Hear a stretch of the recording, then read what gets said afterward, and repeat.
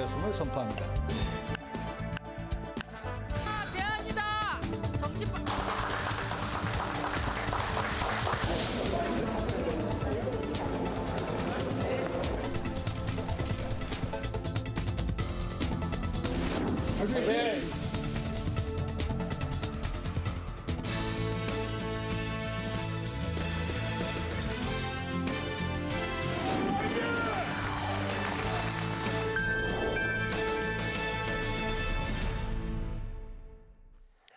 네, 이번 시간은 뉴스연이 2020년 새해를 맞아서 특별 기획으로 준비한 신년 특집 대담입니다. 올 한 해 정치권에 주어진 역할과 과제는 무엇인지, 오늘은 최근 장단식을 가졌었죠. 장당식입니다. 대한신당 최경환 대표와 함께 얘기 나누겠습니다. 어서 오십시오. 네, 안녕하십니까. 네, 먼저 국민 여러분들께 새해 인사와 함께 대한신당의 초대 대표로서 올 한 해 목표와 계획 어떻게 세우고 계신지 한 말씀 부탁드리겠습니다. 국민 여러분 새해 복 많이 받으십시오. 지난 한 해 우리 국회가 너무 엉망이었습니다. 정말 올해에는 4.15 총선을 통해서 국회가 본연의 모습, 대화와 협상의 정치를 할 수 있는, 또 국민들에게 선물을 줄 수 있는 그런 국회가 되었으면 좋겠습니다. 대한신당 며칠 전에 창당을 했습니다. 제3세력의 결집을 통해서, 통합을 통해서 앞으로 4기 개혁정권의 재창출을 위한 기반을 이번 총선에 쌓겠다, 이런 각오의 말씀을 드립니다. 네. 예, 최경환 의원 그러면 전에 국회에 동명이 있어가지고 두 분 자꾸 헷갈리고 그랬을 건데. 예. 네. 그분은 이제 박근혜 대통령을 모셨던 최경환, 경북 경산의 최경환 의원이시고요. 예. 저는 김대중 대통령의 마지막 비서관으로서 광주 북구울의 최경환 예. 의원이. 요즘은 최경환 그러면 대한신당 대표 최경환이 주목하겠습니다. 그렇죠. 예, 이제 인터넷 검색 순위가 좀 바뀌었습니다. 하여튼 초대 당 대표로 다시 한번 축하드립니다. 네, 감사합니다. 이례적으로 초선 의원을 당 대표로 했는데요. 대안이란 말, 신당이란 말 둘 다 정말 새로운 기대를 갖게 만드는데, 초선 의원을 특별하게 당 대표로 지금 추대 방식이었죠? 네, 그렇습니다. 추대한 의미 뭐라고 얘기할 수 있겠습니까? 어제 문희상 의장님을 내방했더니 네. 저에게 격려를 해주시면서 초선 의원이 이렇게 맡은 거에 대해서 말씀을 하시는데, 새술은 새 부대에 담아야 된다, 새 출발의 의미가 있다, 이렇게 격려를 해주셨습니다. 저희 당의 중진 의원님들이 많이 계시는데, 기득권을 포기하고 통합을 위한 문을 열어놓는다는 의미에서 초선인 저를 추대해 주셨다고 생각하고, 그 임무, 그 소명, 통합이라고 하는 소명을 충실히 이행하는 당 대표가 되겠다는 말씀을 드립니다. 네. 네, 수락 연설에서부터 제3세력 통합을 최우선 과제로 내세우신 걸로 알고 있는데요. 그리고 바른미래당과의 통합을 위한 물밑 접촉을 이어가고 계신 것으로 알고 있습니다. 이 통합 추진 논의 진행 상황은 지금 어떻습니까? 제가 창당대회 때 통합 제안을 한 거에 대해서 이제 바른미래당의 손학규 대표께서 좀 화답을 해주셨어요. 그래서 지금 저희들은 이제 바른미래당, 또 민주평화당, 또 무소속 여러 의원들, 이런 분들을 상대로 여러 가지 교감을 하고 있습니다. 지난 연말 준연동형 선거제가 통과된 이후에 여러 가지 자리에서, 사석에서 또 이렇게 전화 통화를 통해 가지고 의원들 간의 교감들이 활발히 이루어지고 있고요. 그 교감이라는 것은 이제 함께 해야 된다. 선거제가 이렇게 만들어진 마당에 정당 정치가 중요해졌는데, 통합을 위해서 함께 하자, 이때가 됐다. 그리고 국민들은 그렇습니다. 거대 양당의 패싸움도 싫어하지만 분열된, 지리멸렬한 이 제3세력의 분열상에 대해서도 질타를 하고 있다, 이렇게 생각합니다. 그런 점에서 통합은 선택이 아니라 필수가 됐다. 정말 뭉쳐야 산다, 이런 인식들이 갖고 있는 것 같습니다. 그래서 여러 차원에서 원에는 원회끼리, 또 의원들은 의원끼리, 또 이제 고위층에서는 고위층끼리 이런 협상의 채널들을 유지하고 지금 만나고 있고, 바라건대 설 전에 국민들에게 라운드 테이블 같은, 원탁회의 같은 게 만들어져서 통합 협상회의가 이루어지기를 좀 희망하고 있습니다. 아, 설 전이라면 한 일주일 정도밖에 안 남았네요. 그렇습니다. 다양한 차원에서 이야기가 되고 있고요. 예. 설 전에 좀 가시화되는 것을 좀 희망하고 있습니다. 네. 지금 이제 바른미래당 손학규 대표 얘기를 했는데요. 제3세력 통합했을 때 가장 쉽게 떠오른 게 여전히 함께했던 민주평화당이 있겠고 네. 또 개별적으로는 안철수 전 대표도 생각할 수 있을 것인데 아직 안철수 전 대표에 대해서는 유보한 상태로 제가 알고 있는데 그런 상황입니까? 저희들은 이제 보수 통합의 대척점에 서 있는 개혁 통합을 하는 게 목표고요. 안철수 대표하고는 여러 가지 깊은 인연들이 많습니다. 네. 근데 그 과정에서 첫째로는 그분의 정치 지향점이 무엇인지 저희들도 국민들도 좀 많이 좀 애매모호하다. 아하. 이런 생각을 하고 있고 또 정치 과정에서 보여준 그분의 리더십이나 정치적 능력에 대해서도 좀 고개를 갸우뚱하는 분들이 많아요. 특히 전체 국민들뿐만 아니라 저희들이 기반하고 있는 광주 호남. 저번에 4년 전에 안철수 대표를 키워줬던 분이 광주 호남 아닙니까? 네. 국민의당. 그 키워줬던 그 광주 호남의 유권자들도 거기에 대해서 상당히 그 부정적인 기류들이 많이 있는 건 사실입니다. 그런 점에서 그분이 국내에 들어와서 어떤 말씀을 하시는지 또 누구를 만나는지 이걸 보고 좀 판단해야 될 문제다 이렇게 생각하고 있습니다. 네, 삼세력 통합 관련해서 하나 더 추가로 질문을 드릴게요. 이틀 전에 이 자리에 특집 대답으로 나오셨던 민주평화당의 정동영 대표. 네. 제가 그런 질문을 했어요. 예전에 국민의당 같이 한꺼번에 했던 그 상황을 염두에 둬서 얘기를 하니까 그게 만약에 살아있었다면 현재 전국에서 굉장히 중요한 역할을 할 수 있었을 것이다 라는 답변을 하셔서 그 틀을 한번 복원할 생각 없으시냐라는 질문을 하니까 그냥 복원하기보다는 뭔가 서로 가치라든가 지향을 공유하는 것이 전제가 됐을 때 가능하다라는 얘기에서 아직도 가치라든가 지향에 대해서 서로 뭔가 공유점을 확인하지는 않은 것 같은 느낌이 들어서 다시 한번 질문 드리는 겁니다. 말씀하신 정동영 대표의 그런 관점에 대해서 전적으로 동의합니다. 네. 가치를 앞세워서 우리가 통합에 나서야 된다. 통합을 반대하지는 않지만 그래도 우리 가치와 노선이 분명해야 된다는 말씀 아니겠습니까? 4년 전 국민의당의 선택은 한국 정치사에서 대단한 양당 구도를 깨트리는 다당제 합의제 민주주의 기반을 만들어준 선택이었다고 보거든요. 그 과정에서 그걸 지키지 못했다는 게 너무나 안타깝고 국민의당은 실패하고 좌절했지만 다시 그 노선으로 특히 준연동형 선거제가 통과되고 앞으로 과반수 넘는 정당이 과연 한국 출연할 수 있을까 우리 정치사에. 그래서 그 다당제 기반의 정치 구조가 제도화되는 시점인데 다시 한번 우리 국민들께서 제가 4년 동안 조선로서 해본 경험으로는 예. 사람은 두 발로 설 수 있지만 한국 정치는 두 발로 서기 힘들더라. 그래서 다당제 정치 구도를 지금 양당을 얘기하는 네, 겁니까? 그렇습니다. 예. 한국 사람 두 발로 서서 걸어다닐 수 있지만 한국 정치는 양당 형태로는 도저히 움직일 수 없는 양당이 양발로만 서면 찢어지는 겁니까? 무너지죠. 그리고 특히 싸우기 때문에 네. 제가 보람을 느끼는 것은 박근혜 탄핵과 이번에 4+1 검찰 개혁입니다. 다 박근혜 탄핵도 그 당시 국민의당이 있었기 때문에 이번은 4+1로 된 건 아닙니까? 그래서 개혁 연합 세력들의 어떤 안정된 국정 운영을 만들어 나가는 데서도 통합된 제3세력이 반드시 국민의당이 실패한 그걸 반성을 삼아서 새롭게 형성될 필요가 있다. 국민들께서 여기에 대한 많은 관심을 좀 부탁드리는 겁니다. 네, 정말 일각에서는 이런 지적이 있습니다. 대한신당이 호남을 기반으로 하는 당이만큼 또 제3세력 통합 추진이 좀 한계점을 가질 수 있지 않을까 그런 지적이 나오고 있는데 그에 대해서는 어떠한 과제가 남아있다고 보시는지요? 예, 그렇습니다. 그런 지적이 많이 있는 걸 알고 있고요. 그렇지만 대한신당은 전국 정당을 추구하고 있고 또 저희들도 부산에도 또 경북에도 그런 시당을 창당을 했고요. 뿐만 아니라 지금으로는 현역 의원들이 호남에 집중돼 있습니다만 통합 과정에서 새로운 분들이 많이 참여할 걸로 기대하고 있고 이 정당이 만들어졌기 때문에 지금까지 추춤하셨던 분들이 수도권에 또 전국적인 많은 분들이 참여할 것으로 기대하고 있고 그런 부분을 불식될 거라는 생각이 하고 있습니다. 그렇지만 저는 특정 지역을 기반으로 하는 정당 역시 우리 정치사에서 자연스러운 것이 아니었느냐. 특히 광주와 호남은 김대중, 노무현, 문재인 3대 개혁 정권을 만든 아주 위대한 선택을 한 지역입니다.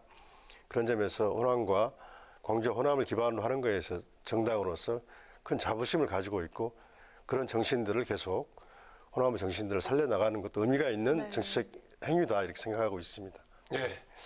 그 최근에 이제 마지막으로 검경 수사권 조정 관련 법안 2개가 국회 개정안이 통과가 됐죠. 네. 형사소송법 개정안, 검찰청법 개정안이 통과가 됐는데 그러면서 검찰 개혁 관련해서 논의가 됐던 법안들이 대체로 이제 통과가 됐습니다. 물론 나머지 경찰청법 관련이 있긴 한데 검경 수사권 조정 관련해 가지고는 항상 전제로 경찰 관련 개혁이 선행된 다음에 조정한다라는 얘기가 계속 있어 왔는데 그게 없이 이루어졌습니다. 어떻게 보십니까?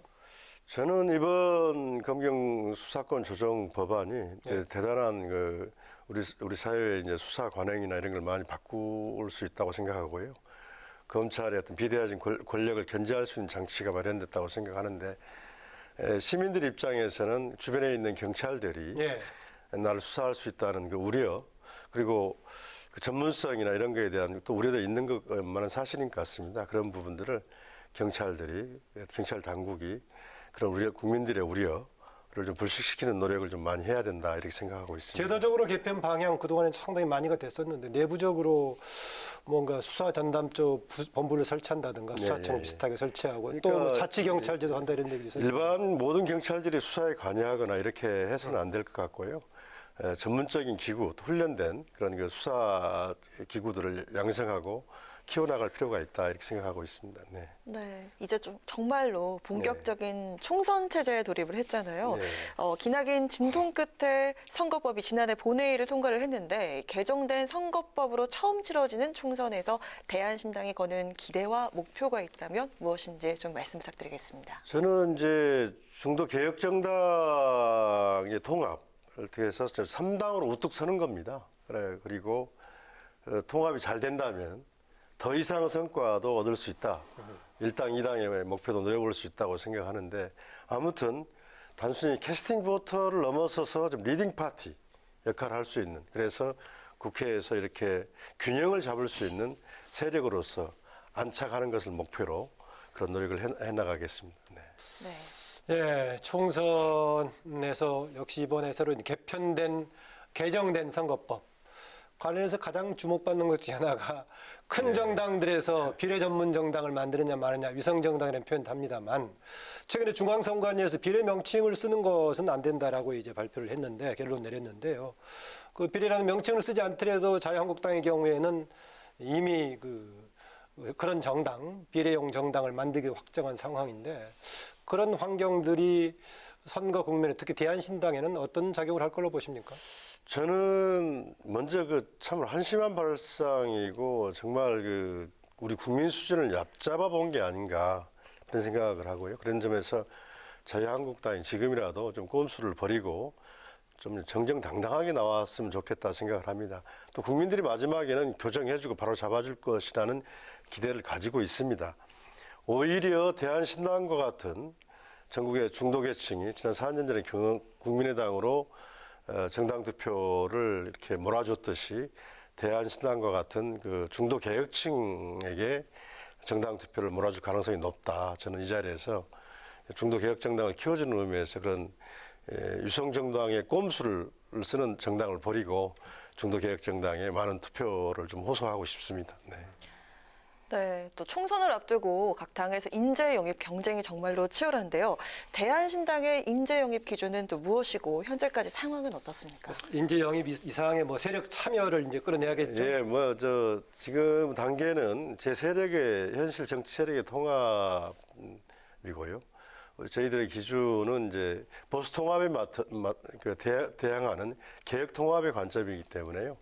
그런 우리 사회에 또 경제, 모든 또 남북관계 이런 부분에 있어서 개혁적이고 또 중도 진보적인 입장에서 일을 할 수 있는 세력들, 네. 특히 저희들은 청년이나 젊은 세대, 미래 세대를 위해서 일할 수 있는 사람, 또 미래 세대의 주인공들을 참여시키는 노력들을 가지고 인재 영입을 하고 있고 조만간 정당이 만들어지기 전에는 그게 힘들더라고요. 그런데 이번에 만들어졌기 때문에 또 많은 자리를 비워놨습니다. 최고위원이나 네. 이런 당직들을 비워놓고 그런 준비를 하고 있습니다. 네. 그 모든 정당들이 이제 새로운 자원 이야기하면은 청년 미래를 얘기하는데 네. 대한신당으로 봤을 때 좀 잠재적으로 좀 이 세력은 우리하고 같이 할 수 있다라는 잠재적인 자원들이 좀 있습니까? 청년 미래 관련해 가지고. 저는 현장이 중요하다고 봅니다. 직능 네. 대표가 중요하다고 생각합니다. 한 사람의 직능 대표가 그 직능 분야에 엄청난 변화를 가져옵니다. 그런데 우리 정당 구조는 너무 특정 관료들이나 또 사회운동권 출신들이나 이런 부분들이 너무 과도하게 대표되고 있는 측면이 있습니다. 그래서 저희들이 각 직능 분야에서 대표들이 좀 참여하는, 그래서 그렇게 됐을 때 생활정치, 민생정치가 가능하다고 봅니다. 대신해 주는 사람이 아니라 본인의 과제를 가지고 국회에 들어오는 직능대표 출연들이 필요하고, 그런 점에서 저희들이 여러 차원에서 좀 교섭을 하고 있다는 말씀드립니다. 네. 네, 최근에 전국 관련 질문 한두 개 드리겠습니다. 14일에 문재인 대통령 기자회견에서 최근에 검찰 인사 관련 이런 얘기를 했습니다. 윤석열 총장이 추미애 장관의 의견 청취하고자 했던 것에 대해서 했던 두 가지 방식 자체에 대해서 잘못한 거다. 오히려 인사 절차에 윤석열 총장이 잘못한 거다라는 지적이었는데, 그렇게 보시면 어떻습니까? 저는 왜 그렇게까지밖에 못하는지, 저도 청와대에 근무를 해봤습니다마는, 검찰이라는 것은 행정부의 한 기관입니다. 네. 그리고 국정을 같이 수행하는 사법 중추기관인데요. 대통령과 검찰이 이렇게 꼭 대척점에 서야 되는가, 이런 점에서 그 말씀도 너무 검찰을 계속 검찰 개혁 국면이기 때문에 그렇다 하지만 인사 과정에서 충분히 협의할 수 있고 그랬을 텐데, 법무부 장관과 검찰총장이 대립하는 모습으로 굳이 보였어야 하느냐, 이런 점에서 검찰총장도 또 법무부 장관도 또 대통령도 좀 부적절했다. 좀 많은 국민들이 불안해합니다. 이런 검찰 기구가 이렇게 인사 문제에서 파문이 일어나는 거에 대해서. 그리고 또 하나, 권력과 청와대를 향한 수사들이 진행되는 것에 대해서 이렇게 수사 담당자를 교체하는 거에 대해서도 좀 오해를 살 만한 일이 아닌가 하는 생각을 가지고 있습니다. 그런 점에서 행정부의 소속 기관으로서 서로 내부에 조율해 가지고 이렇게 나왔으면 좋겠다. 물론 검찰 개혁 과제가 있지만 그런 노력들을 우리 정부가 했을 때 국민들이 좀 안심할 수 있지 않겠느냐, 이렇게 생각합니다. 네. 절차나 방식은 그렇게 보시지만은 그 인사 내용을 두고 상당히 상반된 평가를 하고 있는데, 검찰 개혁을 위해서 했던 인사 조치였다라는 얘기가 하는가 하면은 한국당 등을 중심으로 해가지고는 지금 청와대를 향하고 있는 검찰 수사를 무력화시키기 위해서 한 거다라는 것인데, 그런 서로 다른 주장에서 어느 쪽 해석에 가깝습니까? 저는 그런 우려가 있습니다. 우려가 다른 어떤 진영에서는 시원한 인사다 이렇게 이야기하신 분도 있는데, 또 다른 쪽에서는 권력을 향해서 들어오는 칼날들을 어떻게 막아보려고 하는 의도가 있었지 않느냐. 그러니까 살아있는 권력도 수사를 하라, 이렇게 대통령께서 하셨는데 그걸 이렇게 무찔러버리는 이런 상황들에 대해서 좀 우려하는 시선도 있다는 걸 말씀드리는 겁니다. 네. 네. 오늘 마지막 질문으로 대한신당의 대표로서 앞으로 어떻게 당을 이끌어갈 계획이신지 또 궁금하고요. 또 개인적으로 이번 설 연휴 때 뭔가 계획이 있으시다면 어떤 것들이 있으신지 한 말씀 부탁드리겠습니다.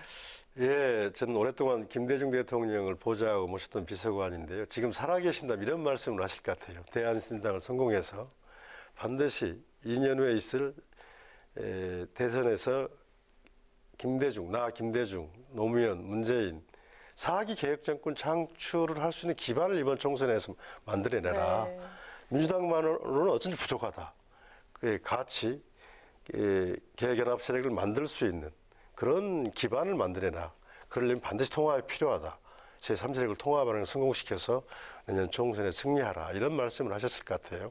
그런 점에서 이번에 초선 의원이 저에게 맡아진 소임 통합에 최선을 다해서 4.15 총선 때 국민들이 선택할 수 있는 그런 기반을 만드는데 노력하겠다는 말씀드리고요. 네. 개인적으로는 지역구에서 열심히 또 주민들하고 지내면서 또 소통하려고 하고 있습니다. 네. 제가 지역구 얘기 나왔으니까 마지막으로 추가해서 하나만 질문 드리겠습니다. 이제 정당의 재편 상황에 따라서 경쟁 구도가 좀 달라지긴 할 건데, 적어도 지금 최경환 의원이 지역구로 있는 광주 북구 우리든가요? 예, 그렇습니다. 예. 민주당과의 경쟁이 불가피한데 네. 경쟁 상황 어떻게 전망하십니까? 지금은 민주당에 대한 그 여론이 우세한 건 사실입니다. 예. 그런데 주민들을 만나보면 첫째, 하나로 뭉쳐라, 통합하라, 그러면 같이 해주겠다 이런 거고요. 지난 지방선거 때 광주뿐만 아니라 부산, 울산, 뭐 서울도 완전 민주당 독식을 했습니다. 네. 시장, 도지사, 시의회, 구의회까지 독식을 한 현상에 대해서 주민들이 상당히 불편을 많이, 폐해가 드러나기 시작하고 있습니다. 그래서 그 권력이라는 것은 크든 작든 견제와 균형이 맞춰져야 되는데 거기에 대한 그 어떤 그 호남에서도 정치 경쟁 체제가 만들어져야 된다에 대해서 주민들이 동의가 많습니다. 그런 점에서 대한신당에 대한 또 통합 노력을 하고 있는 대한신당에 대한 지지가 충분히 나올 것으로 생각하고 있습니다. 네. 예, 대한신당의 초선 의원으로서 이제 여러 가지 역할을 부여받고 초대 당 대표를 맡으셨습니다. 제3세력을 지금 구축하겠다, 중심에 서겠다고 네. 하는데요. 잘 되시기를 기원드리면서 네. 오늘 바쁘신데 이렇게 스튜디오 출연해 주셔서 고맙습니다. 네, 감사합니다. 고맙습니다.